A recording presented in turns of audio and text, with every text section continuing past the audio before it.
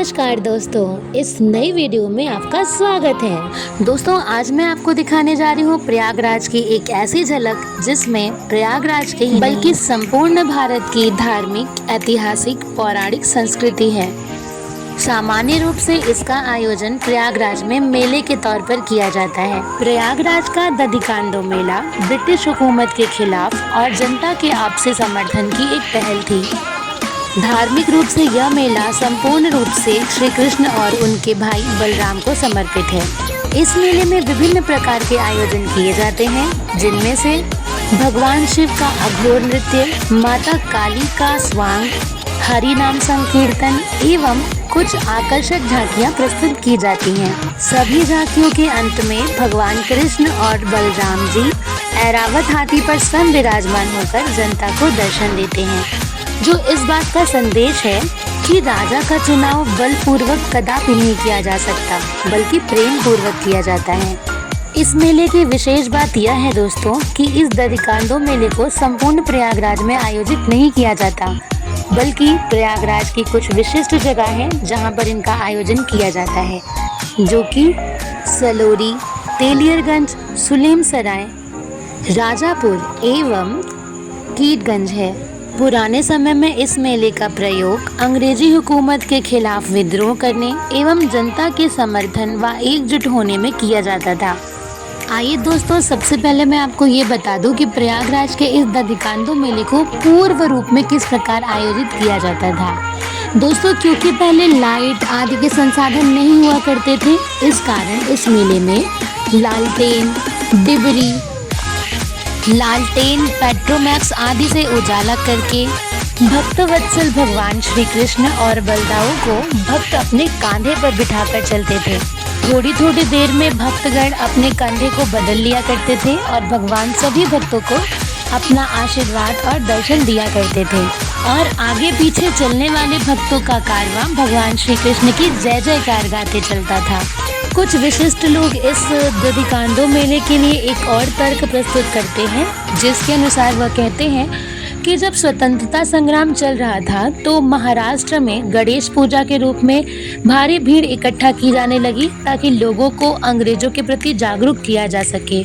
उसी कार्यक्रम के तर्ज पर भगवान श्री कृष्ण के जन्म के उपरांत उनकी छठी से दधिकांदो मेले का आयोजन किया जाने लगा, जो आज वैभवशाली रूप से सबके सामने प्रस्तुत किया जाता है।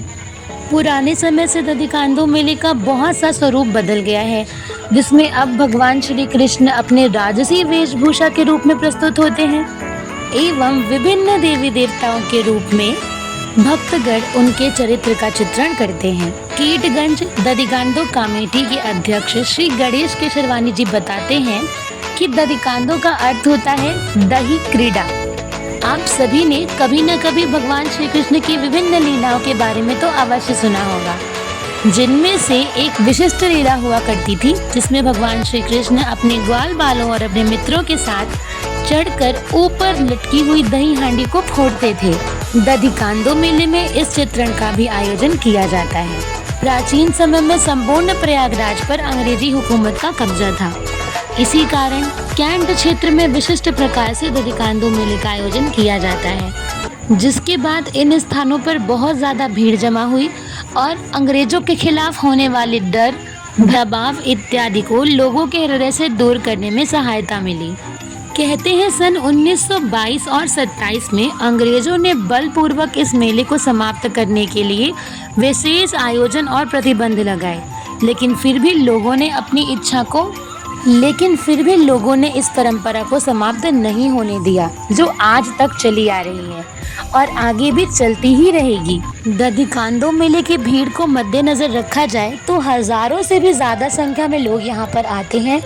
पूरी रात सड़कों के किनारे खड़े होकर विभिन्न प्रकार की चौकियां देखते हैं। वर्तमान समय को ध्यान में रखते हुए दधिकांदो मेले में विशिष्ट प्रकार की चौकियों के साथ साथ बेटी पढ़ाओ बेटी बचाओ, नारी संरक्षण एवं सुरक्षा, आत्मनिर्भर भारत, जल संरक्षण एवं आज़ादी के अमृत महोत्सव से संबंधित चौकियां निकाली जाती हैं। दोस्तों, अब इस मेले में बहुत सारी दुकानें होती हैं, जिनमें खाने पीने की, खरीदारी की सभी चीज़ें शामिल होती हैं।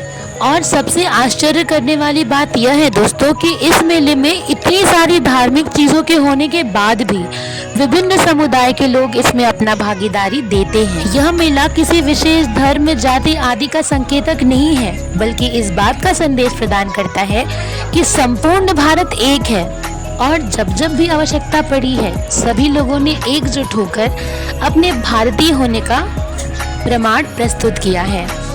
तो आइए दोस्तों, अब आपको कराते हैं कुछ विशिष्ट और प्यारी प्यारी झांकियों के दर्शन।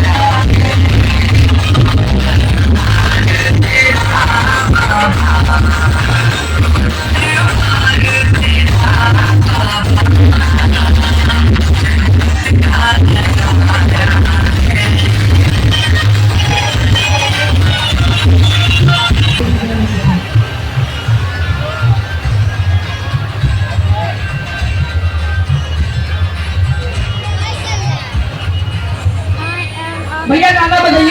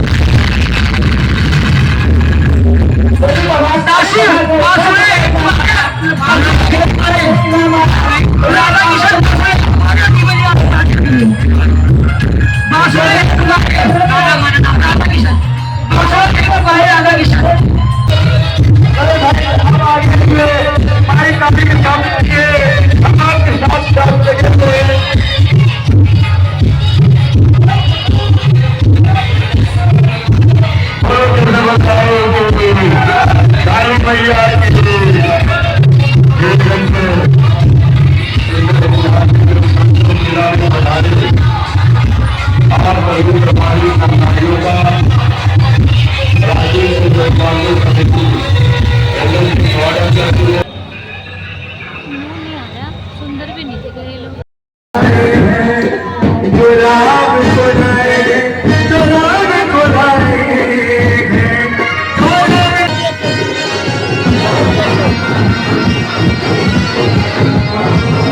तो देखा आपने दोस्तों कितना मज़ेदार होता है प्रयागराज का दरी कांदो मेला। दोस्तों वीडियो में मेरे साथ यहाँ तक बने रहने के लिए आपका बहुत बहुत धन्यवाद। चलिए अब मेले की अंतिम झलकियों को देखते हैं और आपको दिखाते हैं मेले में लगी हुई कुछ विशिष्ट दुकानें। दुकानों के साथ साथ यहाँ बच्चों के मनोरंजन के लिए बहुत सारे झूले भी होते हैं।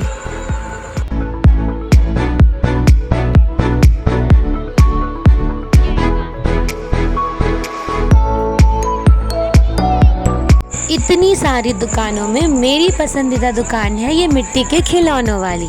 बताएं दोस्तों, बचपन में मेरे पास ऐसे ही दो छोटे गुड्डा गुड्डी हुआ करते थे जिनका नाम मैंने पिंकी और पिंकू रखा था। वैसे दोस्तों मज़ा तो मैंने बहुत किया था दिकांदो मेले में और उम्मीद करती हूँ कि ये वीडियो देखकर आपको भी मज़ा ज़रूर आया होगा। दोस्तों अगर आपको हमारे द्वारा दी गई जानकारी पसंद आती है तो प्लीज़ वीडियो को लाइक कीजिए, चैनल को सब्सक्राइब कीजिए, कमेंट्स बॉक्स में अपनी राय लिखना बिल्कुल मत भूलिए। तब तक के लिए कृष्णा, जय श्री राम, हर हर महादेव।